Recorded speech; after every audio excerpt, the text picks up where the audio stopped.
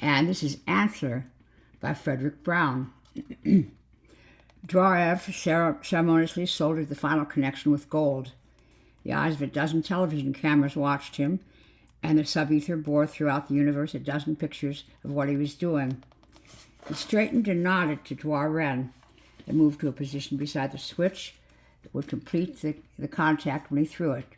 The switch that would connect all at once all the monster computing machines of all the populated planets in the universe, 96 billion planets, into the supercircuit that would connect them all in one supercalculator, one cybernetics machine that would combine all the knowledge of all the galaxies.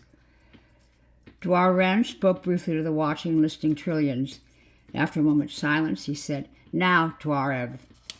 Dwarf threw the switch. There was a mighty hum, a surge of power from 96 billion planets. Lights flashed and quieted along the miles-long panel. Dwarf stepped back and drew a deep breath.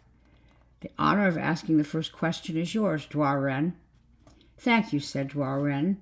"It should be a question which no single cybernetics machine has been able to answer." He turned to face the machine. "Is there a God?" The mighty voice answered without hesitation, without the clicking of a single relay. "Yes, now there is a God." Sudden fear flashed on the face of Dwarf. He leaped to grab the switch. A bolt of lightning from the cloudless sky struck him down and fused the switch shut. This is Experiment by Fredric Brown. "The first time machine, gentlemen," Professor Johnson proudly informed his two colleagues. "True, it is a small-scale experimental model. It will operate only on objects weighing less than 3 pounds, 5 ounces, and for distances into the past and future of 12 minutes or less. But it works." The small-scale model looked like a small scale, a postage scale, except for 2 dials in the part under the platform. Professor Johnson held up a small metal cube. "One experimental object," he said, "is a brass cube weighing 1 pound, 2.3 ounces. First I shall send it 5 minutes into the future." He leaned forward and set one of the dials on the time machine. "Look at your watches," he said. They looked at their watches. Professor Johnson placed the cube gently on the machine's platform. It vanished. 5 minutes later, to the second, it reappeared. Professor Johnson picked it up.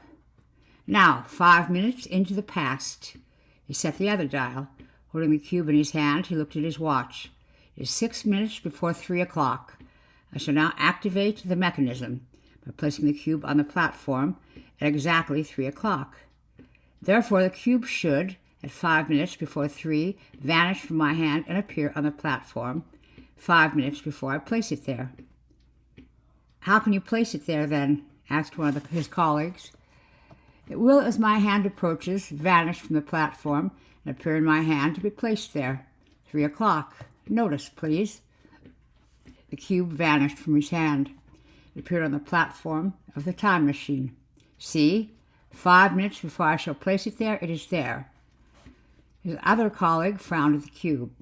"But," he said, "what if, now that it has already appeared 5 minutes before you place it there, you should change your mind about doing so and not place it there at 3 o'clock?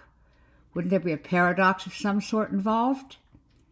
"An interesting idea," Professor Johnson said. "I had not thought of it. It'd be interesting to try." "Very well, I shall not." There was no paradox at all. The cube remained. But the entire rest of the universe, professors and all, vanished.